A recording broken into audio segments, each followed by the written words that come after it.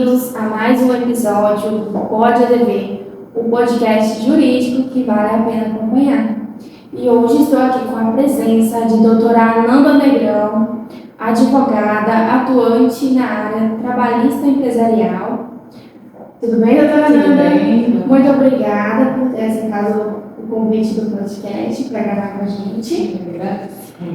E para começar, vamos falar um pouquinho, para que o pessoal conheça, né, da sua trajetória na advocacia, né, como foi o início, já entrou direto nessa área, percorreu outros caminhos, como foi?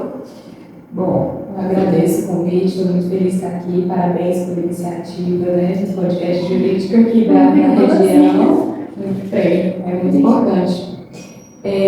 Bom, eu comecei muito cedo. Eu entrei na faculdade com 16 anos, meu pai na época entrou com um mandado de segurança e eu estudava o ensino médio pela manhã e a faculdade à noite. Então eu me formei, eu tinha 20 anos, passei no AB com 21. Então desde essa época, há 15 anos atrás, eu estou atuando exclusivamente na advocacia, sou apaixonada pela advocacia e acabou que pelo fato do meu pai ser advogado, eu continuei na área que ele já atuava, que era essa área exclusivamente de assessoria empresarial, tanto preventiva quanto consultiva. Então, desde o início? Desde o início a gente atua exclusivamente para empresas. Eu me lembro que na época eu era empolgada com penal, né? Como todo estudante. Ele empolgada com o penal e ele falava, não, minha filha, aqui no escritório não. Então eu fui seguindo os passos dele e depois do falecimento dele eu dei continuidade ao que ele já atuava. Ótimo. E então esse encanto já veio de família, né? Isso, eu sempre fui apaixonada pelo direito empresarial, eu gosto muito.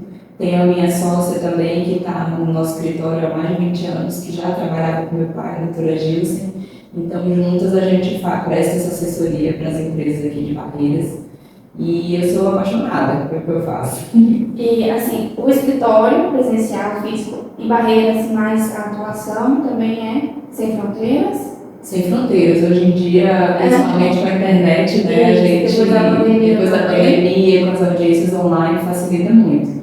Né? É lógico que nosso foco são as empresas daqui de Barreiras, mas nós temos nós assessoramos empresas que possuem filiais em outros estados, né? Então a gente roda aí no Piauí, principalmente, e é sem fronteiras, onde tiver trabalho a gente está indo. Ótimo.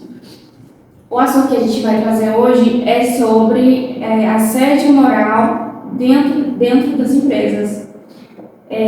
O que é, doutora, assédio moral? Bom, o assédio moral é um assunto muito delicado, porque muitas vezes ele não é identificado de imediato. Né? Então, o que se constitui de fato pelo assédio moral? São essas práticas reiteradas de abusos e cometimento com o intuito de submeter o colaborador a uma situação degradante, humilhante. Né? É importante a gente ressaltar que precisam ser práticas reiteradas no dia a dia ali, né? Com o intuito do funcionário, do colaborador pedir demissão, sofrer ali um abalo psicológico, né? Submetê-lo a situação realmente de inferioridade. Então precisa ser uma prática reiterada e com alguma intenção de demitir? Existem várias coisas? Não necessariamente, né? Às vezes o assediador ele tem um perfil de faz aquilo por prazer, ou às vezes para cumprimentos de metas excessivas, né? Eu acho que é importante a gente também esclarecer o que não é assédio moral, né? O assédio moral, a cobrança de metas faz parte da normalidade de qualquer empresa, né? A exigência do cumprimento do cumprimento daquele trabalho com afinco, com efetividade, isso também não é assédio moral. Então, para que seja caracterizado o assédio moral, é preciso que tenha uma configuração de humilhação, de abuso, né, de abalo psicológico perante o outro. né, dentro da empresa. Mas como é que faz para comprovar? Assim, eu me senti humilhada, acho que isso é meio subjetivo, não? É isso, precisa ser muito bem comprovado, né? Quando um trabalhador ele acredita que está sofrendo um assédio moral, que está abalando que está ali abalando psicologicamente, ele precisa primeiramente reportar ao superior, porque a empresa também não tem como tomar nenhuma providência para fazer cessar esse assédio moral se não tomar conhecimento. Então, acho que o primeiro passo para o trabalhador é identificar o que ele está passando, é entender se aquilo é uma prática reiterada, se todos os dias ele está sofrendo essa humilhação perante os demais colegas, se é uma prática que só é com ele ou não, se é normal da função dele, se é uma atividade, se é uma prática normal para que ele desempenhe aquela função ou não. Mas a partir do momento que ele está sofrendo, né, que ele está psicologicamente abalado, aí sim é hora de se pensar que pode ser um assédio moral e é importante que ele reporte ao RH da empresa para que a empresa possa tomar alguma providência. Né? Tomada ciência, se não houver nenhuma forma de solucionar, então deve-se buscar outra via, né? O primeiro passo para a empresa tomar uma providência, ela precisa ficar sabendo. Então, o trabalhador comunicou o RH da empresa, comunicou o superior, e mesmo assim nenhuma providência foi adotada, aí o trabalhador realmente precisa se valer das suas provas, né? Quais testemunhas que presenciaram os fatos que ele sofreu. É importante também evitar o contato direto com o assediador, evitar a fala com o assediador. E se, mesmo assim, depois de tomadas todas as providências possíveis, a empresa não adotar nenhuma providência, aí é hora dele procurar um advogado. Certo. E como é que a empresa ela deve evitar esse tipo de assédio dentro do local de trabalho? É importante que a empresa tenha uma prática de compliance, uma prática de buscas por um ambiente, oferecer ao trabalhador um ambiente harmônico, né, um ambiente onde, se identificado que uns ficam fazendo piadinhas com os outros, isso seja coibido, seja dada advertências, adotadas medidas disciplinares, né? E principalmente as reciclagens, né? São palestras que precisam ser feitas dentro daquela empresa com o intuito de conscientizar os colaboradores do que não deve ser feito e também alertar para que eles saibam identificar quando está acontecendo. Então, as empresas que se preocupam com esse tipo de problema, elas, ao invés de evitar o assunto, elas precisam falar sobre isso dentro das empresas, para que quanto mais se fala, mais ela demonstra que ela tem preocupação e quer evitar que essa prática aconteça. Nós, na nossa advocacia, a gente, com as empresas que nós assessoramos, a gente estimula aos nossos clientes que façam as reciclagens, né? Então, de 3 em 3 meses, de 6 em 6 meses, a gente junta os líderes dos setores, os colaboradores, para fazer essas reciclagens e expor, né? Alertando. E essa é uma prática que eu tenho certeza que evita, né, com certeza, o cometimento dessas práticas de assédio. E o líder também deve se informar, né? Buscar informação em relação a isso, de como evitar. Os líderes, principalmente, né? Eles são ali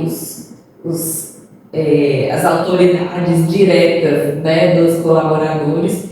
Então, os líderes precisam estar bem conscientizados do que eles podem ou não fazer, das exigências que eles devem ou não ter, né, de como falar com os subordinados, né, de como se reportarem aos subordinados. Nem sempre, às vezes eles acham que precisam bater meta e aquilo não está sendo feito da forma correta.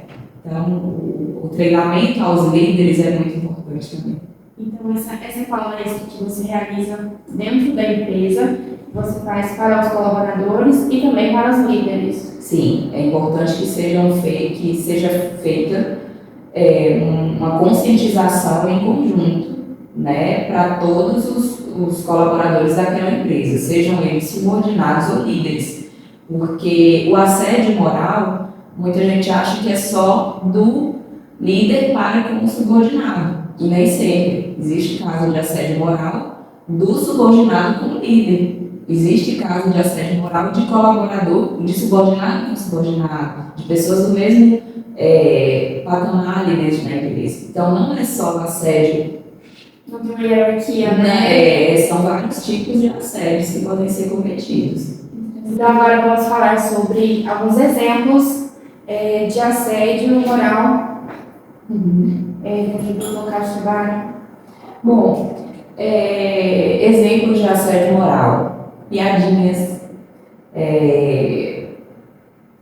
apelidos. Então, isso é um tipo de assédio moral se for uma prática reiterada.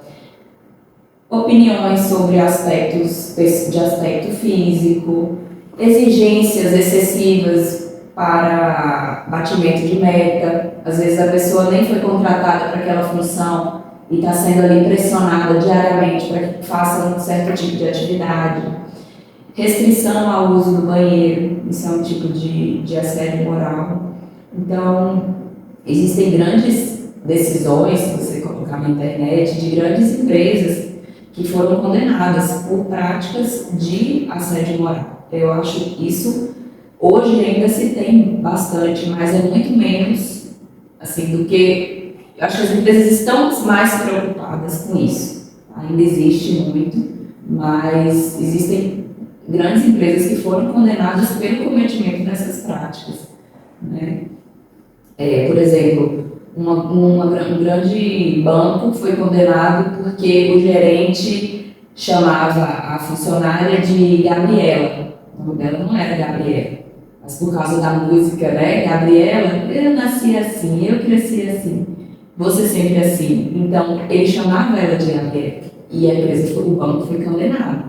Né? Um outro exemplo, uma rede de hambúrgueres, né? Foi condenado porque tinha uma política de gordofobia dentro da empresa, né? Expunha os colaboradores a situações vexatórias, então foi condenado também. Uma outra empresa do ramo do varejo foi condenada porque tinha o cantinho da disciplina. Por exemplo, os funcionários que não batiam metas eram colocados nesse cantinho do pensamento, da disciplina. Então, isso é uma prática, é um exemplo de prática de assédio moral. E o assédio sexual, ele está dentro do assédio moral ou é diferente? Ele difere? Existe o assédio moral e o assédio sexual, né? Que quando tem o intuito de humilhar aquela pessoa ou fazer ela se submeter a certo tipo de humilhação para a obtenção de uma vantagem sexual. Então, é preciso que o abuso sexual tenha esse intuito, para que seja caracterizado assédio sexual, é preciso que tenha claro, reste comprovado que há um intuito de favorecimento sexual por parte do assediador.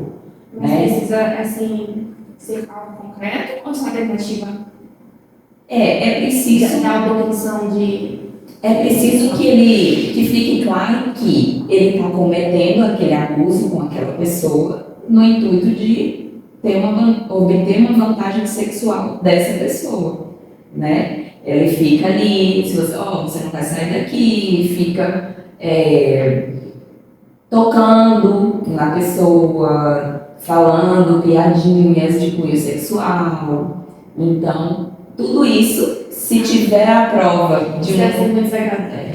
É muito triste. Então, nos treinamentos que as empresas fazem, é importante ficar claro que isso deve ser evitado dentro da empresa, né? Que esse tipo de piadinha de cunho sexual deve ser evitado. Que o toque, às vezes, o abraço ali mais forte. Todo dia você chega na empresa e o outro vai ali te dar aquele abraço muito forte, mas não, é preciso que fique claro que é preciso que tenha uma comprovação que existe o intuito de obter uma vantagem sexual. Às vezes não é, a pessoa não pode ter maldade com tudo. Tá? Então o direito é preciso que fique comprovado.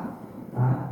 Mas é por isso que é importante ser evitado nas empresas, né? Esse tipo de atitude, para que não leve para um segundo pensamento. E essa questão que você mencionou sobre, às vezes a pessoa não foi contratada para determinada função, ela está exercendo outra função ali, e há em cima dela uma pressão para que desempenhe essa outra função, isso também entra dentro de assédio?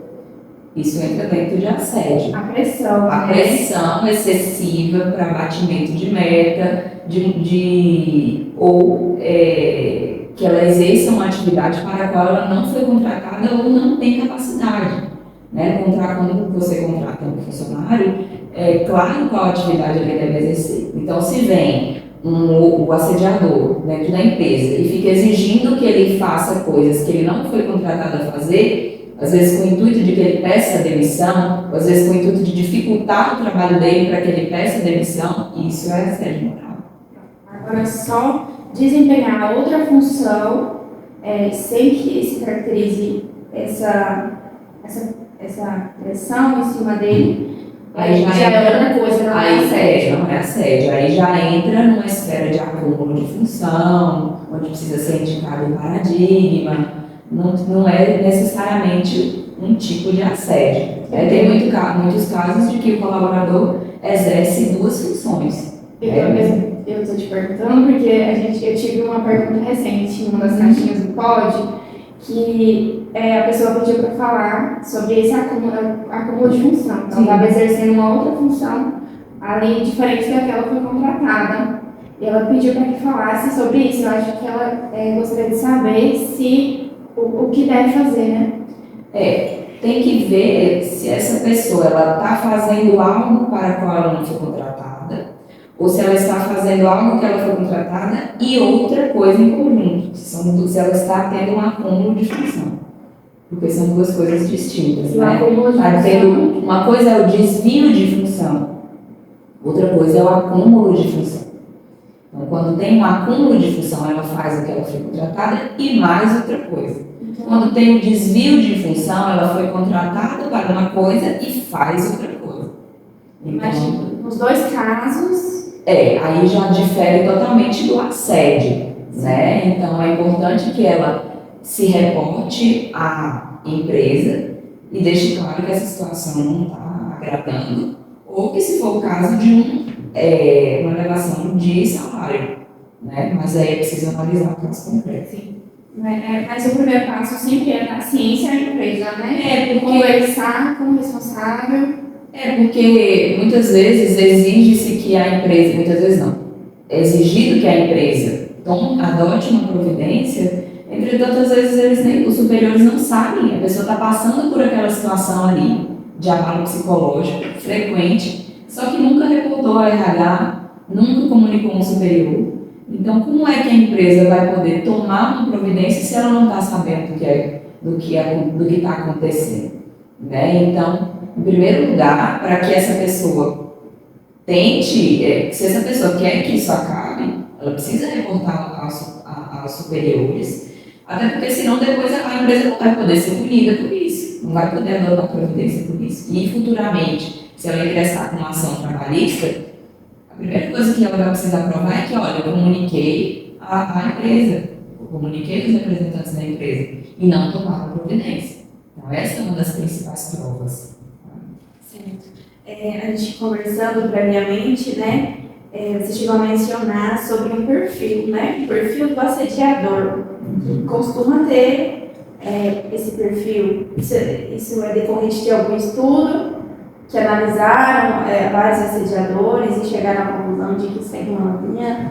Existem vários tipos de assediadores, né? Mas os estudos relatam que o perfil deles praticamente o mesmo. Uma pessoa muito vaidosa, que quer ter todos ali aos seus pés, né? Tem puxa-saco, que exige às vezes do subordinado para poder mostrar para os superiores que ele é o excelente. Então, as pessoas que cometem assédio moral dentro das empresas, geralmente eles possuem o mesmo perfil.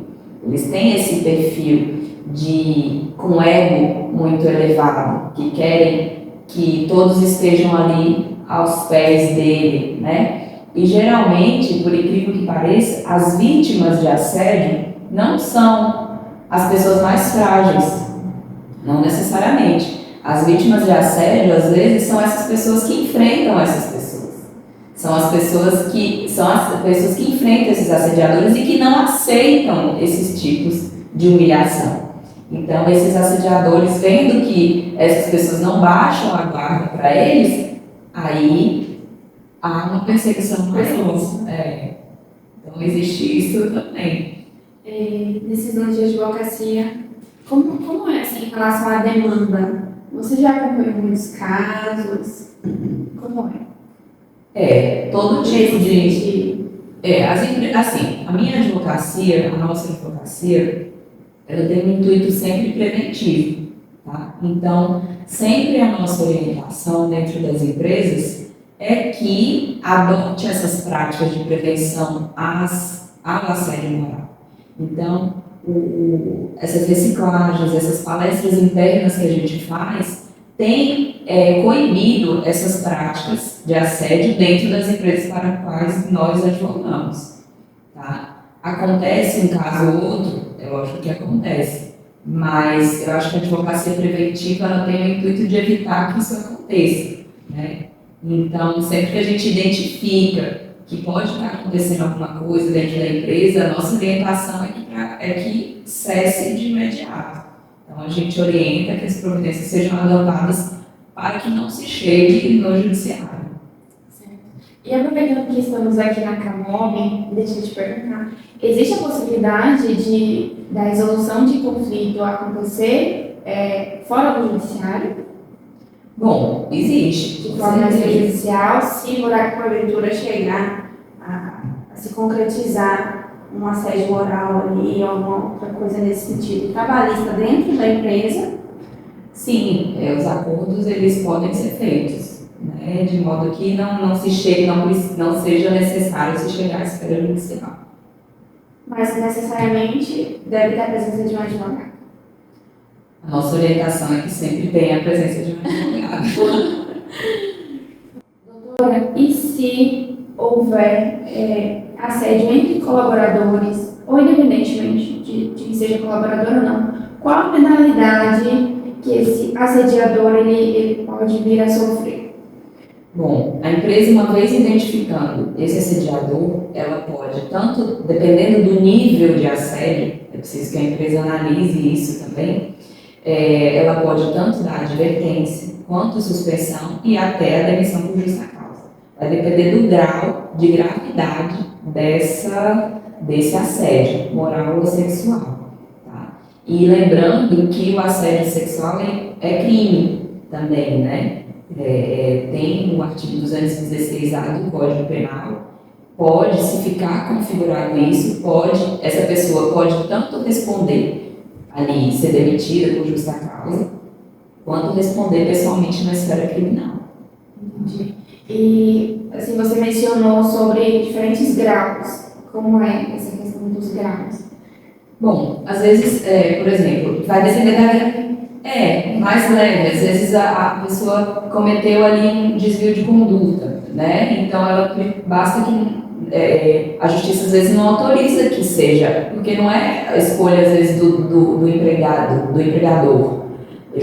Ele fez uma coisinha e já vou demitir por justa causa, sabe? A justiça também proíbe isso. Então é preciso que fique configurado e provado o grau de gravidade do cometimento dessa infração. Por exemplo, se for uma prática pequena, ele pode ser chamado a atenção uma vez, 2 vezes, já foi chamado a atenção 3 vezes, depois não dá mais advertência, aí você dá uma suspensão. ele já foi advertido, já levou suspensão e mesmo assim ele continua, aí cabe a demissão por justa causa.